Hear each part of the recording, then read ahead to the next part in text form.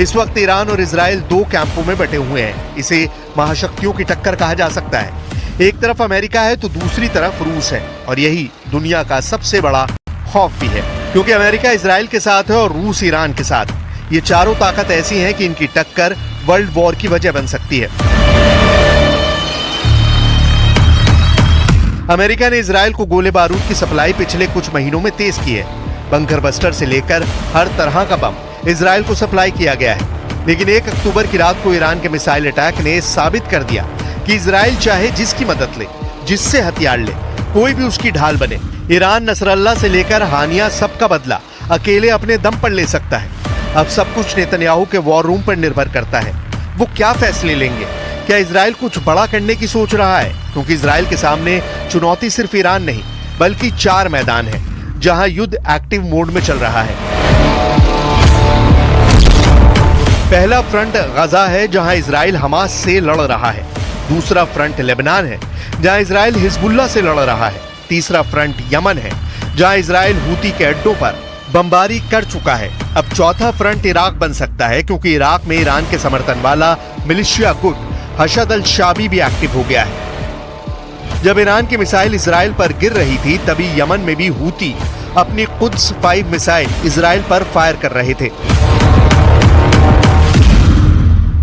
इन्नल क़ुव्वात अल-मुसल्लहत अल-यमनिया तुबारिकु अमलियत अल-वअद अस-सादिक़ अल-ईरानिय्यत अथ-थानिया ज़िद्द अल-अदुव्व अल-इसराईली व तुअक्किद इस्तिअदादहा लिल-मुशारकत फ़ी अय्य अमलियात अस्करिय्यत मुश्तरका ज़िद्द अल-अदुव्व अल-इसराईली इंतिसारन लिश-शअबैन अल-फ़लस्तीनी वल-लुबनानी व रद्दन अला अय्य उद्वान इसराईली यतालु जबहात अल-इस्नाद।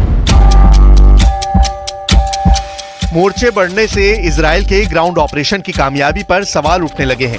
1 अक्टूबर की रात ईरान के मिसाइल अटैक ने इजराइल के ग्राउंड ऑपरेशन को मुश्किल में डाल दिया है। अमेरिका को भी खतरा है कि इजराइल का हाल फिर वर्ष 2000 और 2006 जैसा ना हो।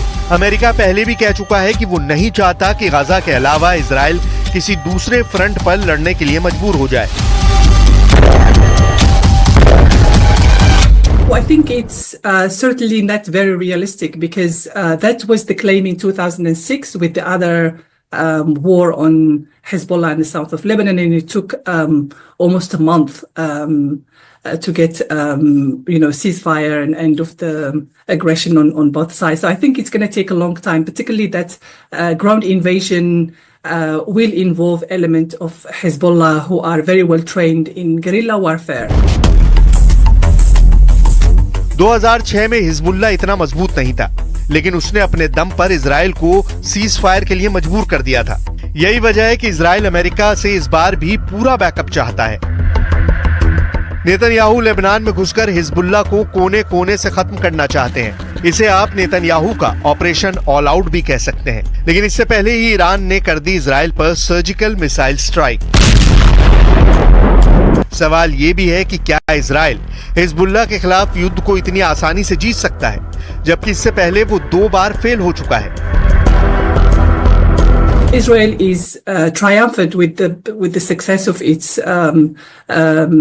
assassination of Nasrallah and the entirety of the senior leadership of Hezbollah. So I think that has given it impetus to carry on with what it thinks could be the elimination of Hezbollah, which is almost impossible.